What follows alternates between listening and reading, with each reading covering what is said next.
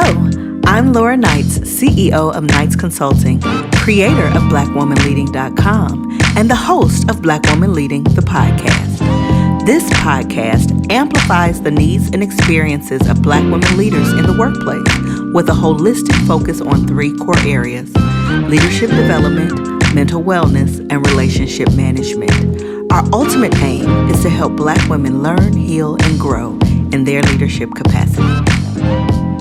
Hey there, before we get started with the next podcast episode, I wanted to let you know that enrollment is now open for our January 2025 cohorts for both the early career and the mid-career programs. Now, our programs provide just-in-time support based on where you are along your career journey. In our programs, they are holistic in nature. So yes, we will create leadership development plans. You will get training to strengthen your leadership skills. You'll get coaching. You'll do all this in community and through the unique lens of your experience as a Black woman. But we won't just focus on your career. We'll focus on you and your holistic success. So we'll talk about your wellness. We'll talk about resilience, overcoming burnout, and you'll also create a self-care plan in our programs. So whether you're early career, developing those foundational leadership skills, or mid or senior level, really looking at strategy and what's next for you in this season of your career, we have something for you. Now, our programs also include a ticket to our annual leadership conference, Black Woman Leading Live, happening in May 2025. So you can visit our website at www.blackwomanleading.com. Click on the program's menu header and you'll see the options and also the next steps to explore if our programs are right for you.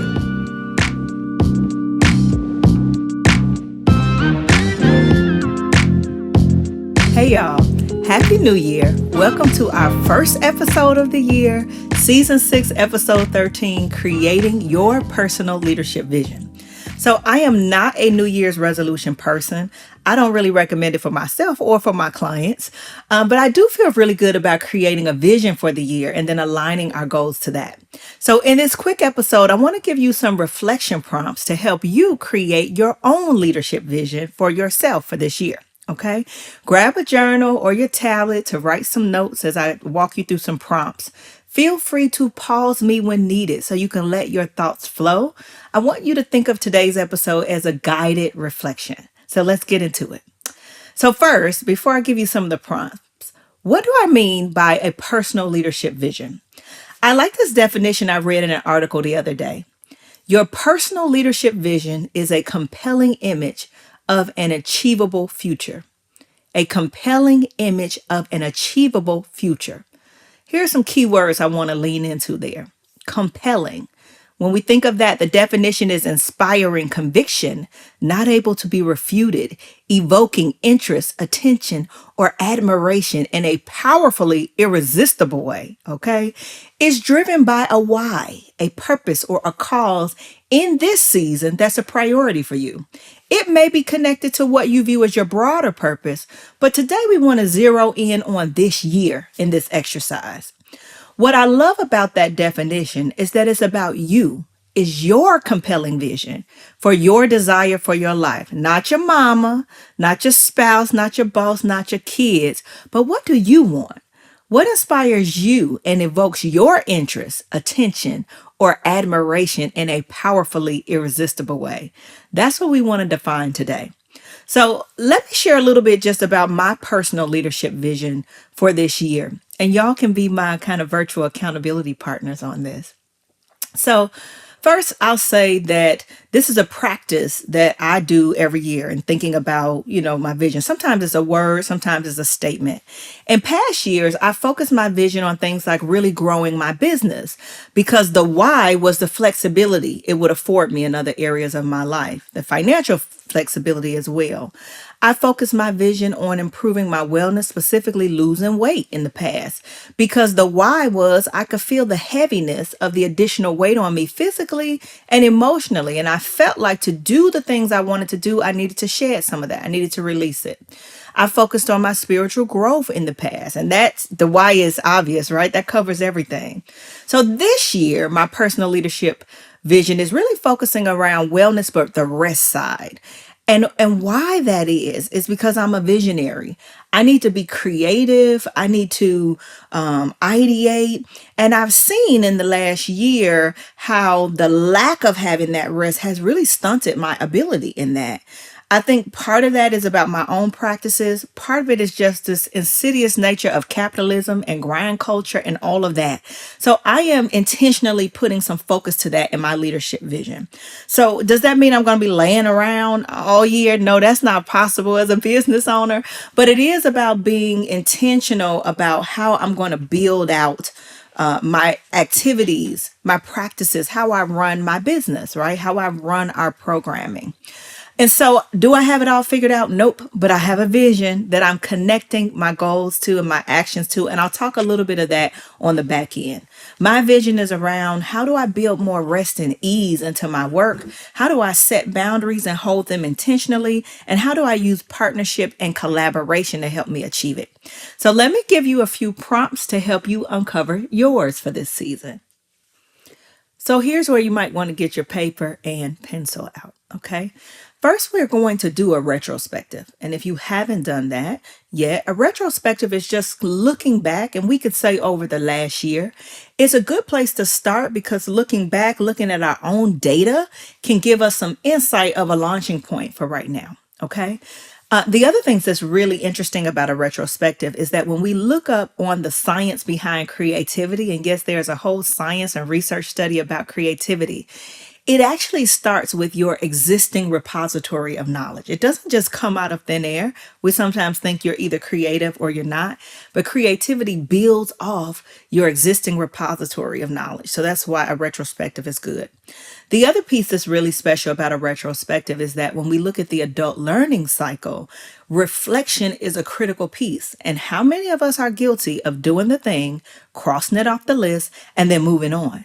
So reflection really helps us to not be handicapped as we move forward. So if we look at our past repository of knowledge from the last year, here are a couple of prompts you can use to do a retrospective. And so if you need to pause me here, feel free. Think about what were your points of light from the last year.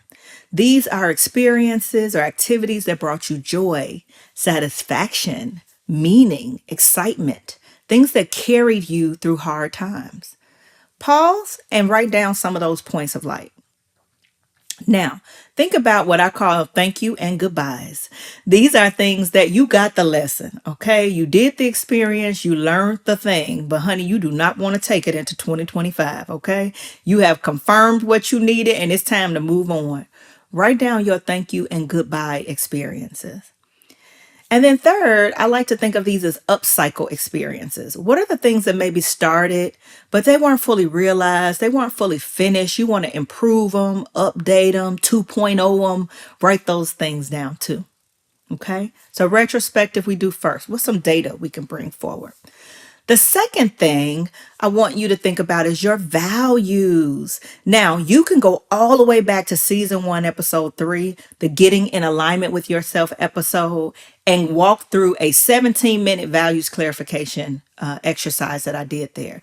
But it's really important to know your values because oftentimes when we are feeling out of sorts or misaligned, it's because we're not able to embody our values.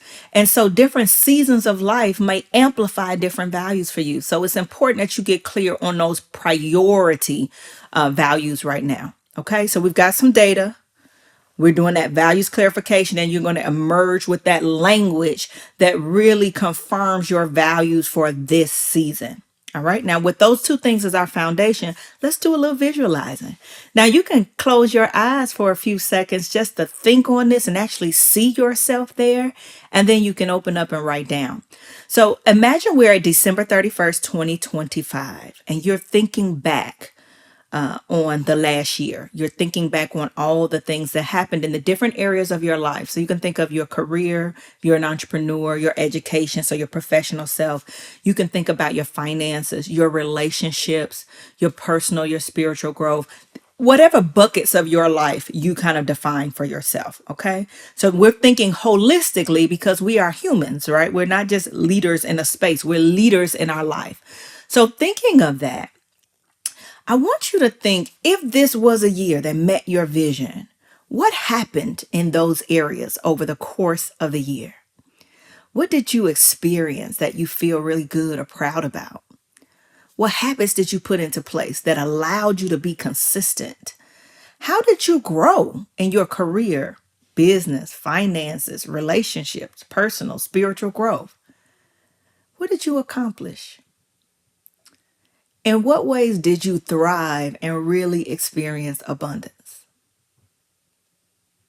What dreams and possibilities did you explore? Did you have the courage to go after? And some of that stuff hit, okay?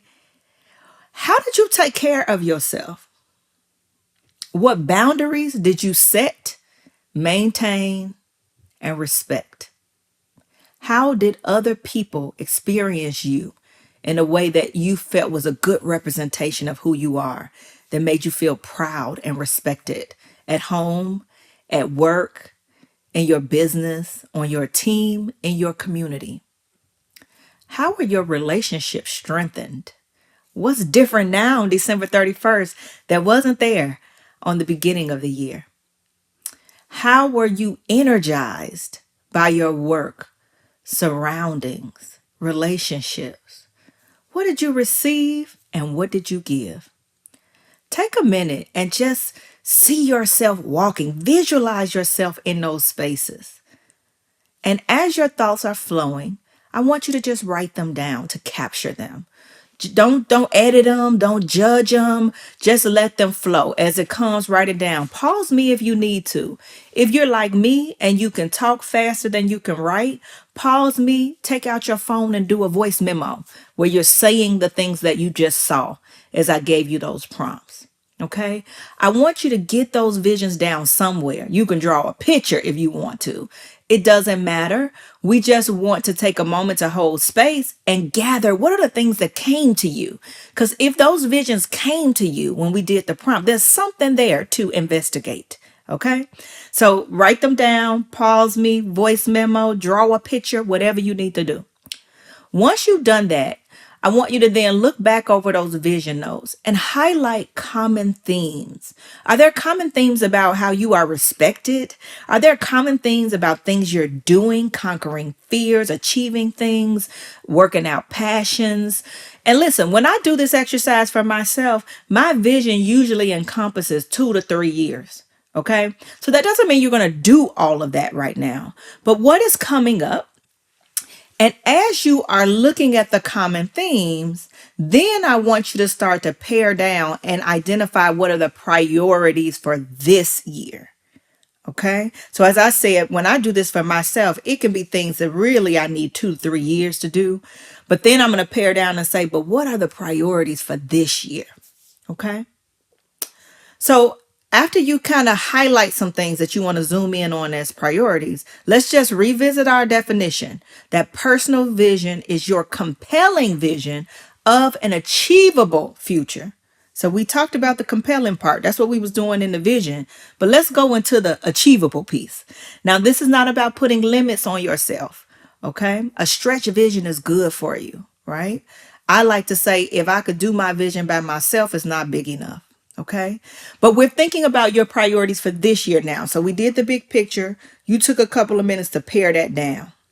Now we want to think about, now that we have some priorities or some themes, what will it take to realize these things? We're coming into the present now. What would it take to realize it? I want you to jot down, what type of help will you need? Who needs to be involved? And if you don't know the person, what are the skills? What are the resources that you need? And resources can be internal, courage, confidence, faith, external, people, money, information, right? When I did this resource piece, that's how I rose to rest. That's how I got to rest being part of my vision. What will this require you to ask for? What will you have to open up your mouth and ask for this thing to be realized? What about skills and knowledge that you need? Is this stuff an information gap that you know you need to fill either through a person or through getting that information? What boundaries will you need to have? What boundaries will you need to set to achieve this? That could be with yourself. That's where mine are, all with myself, or with others. Okay? So you've done some reflection. Hopefully you pause me here and there to really give yourself some time. But let me just recap where we've gone in these reflection prompts. We did a little bit of a retrospective to pull some of our own data. We clarified or revisited our values so that our vision can be in alignment with what is needed and important to us right now. That was our foundation. Then we took some time and just visioned. What is our compelling, inspiring, irresistible vision that we want to see? Then we brought it to our current reality and said, of all those things that popped up in our mind's eye, what are the priorities for right now? And then what are the requirements that need to be in place for me to really do this thing? Now, I want you in a few sentences, if you've been able to kind of do these steps and pause and write, pause again, and just 2 to 3 sentences, write down some descriptors of your vision for the year. You've gotten your vision written down now. Now that you have that couple of lines, bullet points, whatever worked for you. Now, your next step, you've got that vision. That's what this episode was about. We've been there, done that, okay? Last few minutes, we did that. But now what you do, because we don't live in the vision, y'all. The vision is inspiring, but day to day, you don't live in the vision. You want to lose 50 pounds? Day to day, you don't sit there and just say, oh, I want to lose 50 pounds, and you do it. Day to day, you live in the nutrition, the water, the movement, right? You don't just live in, I want to hit 6 figures or 7 figures in my business every day. You set that vision, and then day to day is your business development activities, your customer service, so you get repeat clients, et cetera, right? So the vision is important because we need to have those actions tethered to something so that they inspire us and so that they keep us going. But now I want you to think about, as you move forward with this vision, how can you begin to connect your day-to-day to that vision? So it's not just a pie in the sky, but it becomes realized. So I'll give you an example for me. I said that my vision this year is really around needing to be more rested and take care of myself. I found myself several times last year doing great work, feeling, energized by everything I was doing, but exhausted. And I saw it start to show up, right? And so how am I matching this vision of finding more ease and flow and a little bit more rest? How am I matching that to my everyday? So I'll give you an example. I created some ground rules for what my scheduling needs to look like this year. The reason why that day-to-day is important, because I have found myself wanting to do a thing, but kind of filling up the schedule, committing myself in contracts, taking people's money that I wasn't giving back, and then realizing that, oh my goodness, I've just booked myself back to back, right? And I don't desire to be booked and busy. I desire to be well compensated and rested. So when I think about that, right? So I am doing some intentional things with my scheduling. I'm also committing to try to get sleep, a set amount of sleep every night. I'm committing to that, right? I hire some more people. I am instituting some systems that allow me to automate more things. So that's what I mean. The big vision is about more rest and ease, but that's not going to just happen. It has to be built into my day to day. So even though this episode wasn't about writing your goals, it was about setting your big vision. As you move forward with your goals and your action steps in the day to day, the things you're writing in your calendar, tether them to what this vision is. So when you get to the end of the year, you can really feel good about what you did and how you experienced this year. Now, I encourage you to tell somebody about this once you get it down. No haters allowed now, y'all. Somebody that you know loves and cares for you and that can be a support for you. That accountability, somebody checking in on you, can support you in your ability to realize the vision. Okay. And then you can always shoot me an email on social media, Laura@NiceConsultingGroup.com. I would love to hear what you came up with. If these prompts were helpful for you, I would love to bear witness with you and stand in with you the things you're going to experience this year. All right, now, y'all, you got a couple of prompts. If you need to go back and listen again, pause it, walk through these exercises, walk through the prompts. Give yourself the time. You're worth it. Give yourself the time, okay? Go forth and visualize now. So I hope this was helpful for you all. I hope this was meaningful for you all. If so, share it with a friend. Share this, forward this to a friend. We are on all major podcast platforms, and you can make sure you follow, subscribe, all the things so you don't miss anything.